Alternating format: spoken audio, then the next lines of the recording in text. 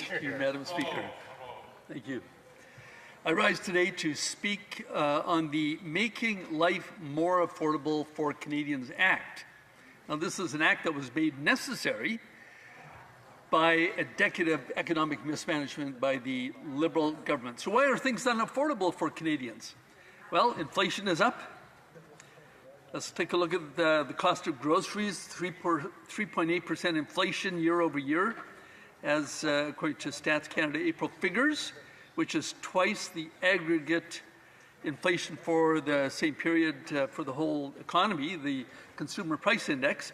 Cost of housing, in the 10 years of this Liberal government so far, housing costs have doubled for both renters and buyers, and that is way above the Consumer Price Index. And with interest rates going up, it's becoming even more difficult. What is not up is wages. Wages have not been keeping up with inflation, and Canadians have been working harder than ever, but not getting ahead. As a matter of fact, we are in a de facto recession if we measure GDP on a per capita basis. Yes, our GDP continues to grow very slowly, very gradually, but below the rate of immigration. More people are working, but not as productively as they should. Now, that's not their fault. The Liberal government has been mismanaging the economy for all these years, focusing more on distributing wealth rather than creating new wealth. And this has led to a decade of deficit spending, money printing, inflation, high interest rates, and anemic economic growth. That's the challenge. Now, I want to quote, this is not just Conservatives talking, I want to quote from the former Liberal Minister of Finance in her 2022 budget, which incidentally, Madam Speaker, was called A Plan to Grow Our Economy and Make Life More Affordable. So here we are 3 years later, same phraseology, but nothing has happened. Nothing has improved. This is what she had to say in her 2022 budget. But we are falling behind when it comes to economic productivity. Productivity matters because it is what guarantees the dream of every parent, that our children will be more prosperous than we are. This is a well-known Canadian problem, an insidious one, her words. It is time for Canadians to tackle it. Now, it's not just the Liberal Minister of Finance that was saying that. Just as recently as a year ago, Carolyn Rogers of the Bank of Canada had this to say about productivity. It is a way to inoculate the economy against inflation. Economy with low productivity can grow only so quickly before inflation sets in. But an economy with strong productivity can have faster growth, more jobs, higher wages, and less risk of inflation. She continues. That's why I wanted to talk about Canada's long-standing poor record on productivity and show you just how big the problem is. You've seen the signs that said, in case of emergency, break glass. She said, well, it's time to break the glass. This is an emergency. It was an emergency then, continues to be an emergency today. The OECD, in a report that came out just last month, had this to say about Canada's economy. The level of Canada's labour productivity lags behind its peers, and the current trade tensions with the United States is likely to compound it. Revamping our country's productivity requires a combination of policy actions. Canada's natural disadvantage in having dispersed and relatively small markets has been countered by making sure regulatory barriers are as low as possible, including those restricting domestic trade. So I agree with all of that. Get rid of regulatory barriers. That's what we have been saying all along for the last 2 or 3 years on the Conservative side. We said, let the government gatekeepers get out of the way. Let free enterprise unleash it. Unfortunately, this draft bill doesn't talk about anything like that. It doesn't talk about reducing red tape. It doesn't talk about improving productivity. The actions that this government could take that would lead to permanent and sustainable affordability. That's what they're after. They're not achieving it.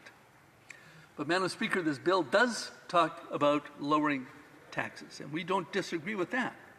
Conservatives generally support lower taxes, less government, more free market initiatives, more competition, because Free market competition makes us more profitable, makes us stronger, makes us more resilient, makes us more productive, and that allows for higher wages for hardworking Canadians so that they can afford to live. But I want to take this tax break into perspective. It's been said that, I didn't do the math myself, but it's going to result in roughly $800 in savings for the average Canadian family. Now, if I take the average Canadian family in my riding of Langley Township, Fraser Heights, who might have a mortgage on their house of $500,000, which is completely conceivable with starter homes being around $1 million, let's say that they have to renew their mortgage. Interest rates are up 2% since the last time they renewed or secured their interest rate. And that works out to about $830 every month. So will this family welcome a tax break of $800? Yes, of course it would. It'll help them for 1 month. Trouble is there are 11 months in the year. And so the help really doesn't go very far at all. It's a half measure. Now, I'm here to say that there is a better way for the government to do this, to really make life more affordable, and that is to grow the economy, to create a sustainable environment where wages can go up without creating inflation. This is what the economists have been telling us. This is what the former finance minister recognizes. It's what the Bank of Canada recognizes. This government doesn't seem to get the idea. The best thing for the federal government to do to improve affordability for Canadians is to create an environment that encourages more private investment in innovation. Hear, hear. But the 10-year record of this government shows quite the opposite. Here's what the recent OECD report says about Canada's investment environment. Non-residential investment, dead last in the OECD.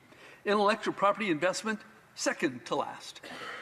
Machinery and equipment, improving our factories, in other words, to be more innovative and more efficient and more productive, dead last. Real estate, on the other hand, near the top. So that's the Canadian story. Don't invest in innovative factories and in new inventions and in intellectual property. Invest in real estate. Now, I don't blame real estate investors for doing that. They're going to find investment dollars are going to go where there's a good return on investment with a minimal risk. Now, we've seen governments, both provincial and federal, tackling the perceived real estate market by sometimes making it more difficult and less attractive to invest in real estate. Oh, let's increase capital gains taxes. Other times we see the government doing exactly the opposite, as we see them doing here today, making it easier to invest in housing. Let's give homeowners a GST break. Now, we don't disagree with that, Madam Speaker. The Conservative Party ran on axing the tax, income tax, carbon tax, GST on new homes, but we are not impressed with the half measures that we see in this bill. We'll be looking for other initiatives from this government to take big, bold steps to actually take serious action for improving Canada's economy and improving affordability for Canadians. Is this the government that's going to do it? They keep saying, oh, it's a new government. Well, I look at the benches on the opposite side, and many of the old faces, certainly we're hearing the old rhetoric, we're hearing old ideas being recycled, and I'm not confident that this is the party, that this is the government that is going to show us a big turnaround in Canada's economy. Thank you. Questions and comments. The Honourable Parliamentary Secretary to the Government House Leader. Well, Madam Speaker, it is a new Prime Minister, and it is indeed a new government. And we have seen a number of initiatives that have been taken that make it very clear that we have our Conservative friends across the way feeling a little uncomfortable, because one would think there would be some natural things that they would be voting in favour of. I can recall the last time we gave a substantial tax break to Canadians, a number of years ago, Conservatives voted against it. Now here we have yet another piece of legislation, Bill C-4, significant tax break. Will the member commit that he will vote in favour of this legislation, and even possibly go further and maybe even suggest the Conservatives might actually vote in favour of the legislation? Member for Langley Township, Fraser Heights. Well, I would like to thank the member for Winnipeg North for his question. So there he goes again, saying, well, it's a whole new government. No, it's not. It's the same old ideas, it's just being recycled, repackaged, and somehow they're expecting Canadians to believe that this time, finally, they've got the idea, they've got the solutions. Talking about housing. Housing prices have doubled in the 10 years of their regime. So what is so different today that Canadians can have confidence that it's going to be different? We're not impressed with the half measures of this bill. Questions et commentaires? Questions and comments? The Honourable Member for Peace River West Rock. Peace River West Rock? Madam Speaker, and I am in my correct seat today, so Bravo. I thank you for recognizing me. I want to thank the honourable member for his great speech. I know that he has a long career in the law profession, and I was just wondering, and land development I think was the area. I'm just wondering if you can comment a little bit about what are the trend lines around new home building in his neck of the woods. Thank you. The Honourable Member for Langley Township, Fraser Heights. So new housing construction starts in my area, Lower Mainland, are down.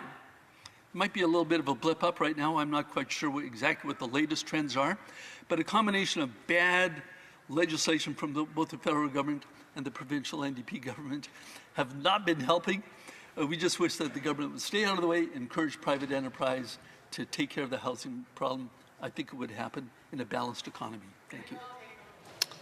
Questions and comments? Questions et commentaires? L'honorable député de... The Honourable Member for Pierre Boucher, Les Patriotes Verchères. Thank you, Madam Speaker.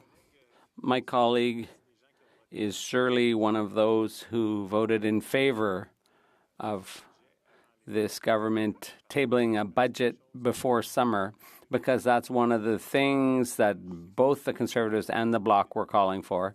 I know this member's been here for a number of years. I'd like to know whether, in his opinion, when the House passes a resolution or any kind of motion, is that something that the government should listen to? The Honourable Member for Langley Township. Yes, a great question. So I really do appreciate that.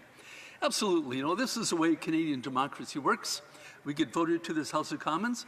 Canadians have once again said that they want a minority government, but the Liberals are just acting as though they have a majority. The reality is that they need to work with us. They need to work with the opposition in order to get things done. They expect cooperation from us. We expect cooperation from them. What's the big deal in presenting a budget like every government does every year? Why isn't this government doing it? Thank you. Questions and comments? The Honourable Member for St. Albert, Sturgeon River.